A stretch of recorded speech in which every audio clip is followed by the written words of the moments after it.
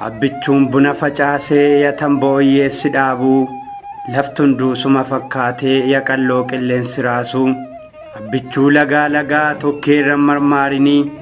lachittuu nagaa qoreensi waraaninii fi kanneen biroo sirboota Oromoonni tuulamaa ittiin abbichuu faarsaa turanidha. Oromoo biratti mucaa sana jedhamee kan waamamu abbichuun Jaanoo biratti immoo Yaalii jedhamee maqaan isaa Salaalee Angaraayyaatti raayyaadhaa hanga yatambeedhaa hanga xaaliyaanitti fulla'ee waamameera.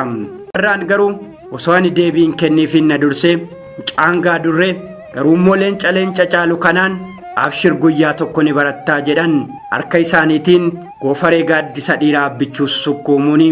Abbichuun ittuma fufuudhaan Dajjaash Abarraadhaan dulluma keessa barnoonni maal gooti jedhee barumsi bilisummaa booda wayyuu jechuudhaan ammas dubbii qoolaatiin Abarraatti deebisee gaafiin koo ittaan immoo abbichuu amma garamitti deemtaa yoo ta'u deebiin abbichuu immoo anoo hin beeku garuu qalbiin koo gammoojjii warra jaarsoo keessa jira yoo ammaatti immoo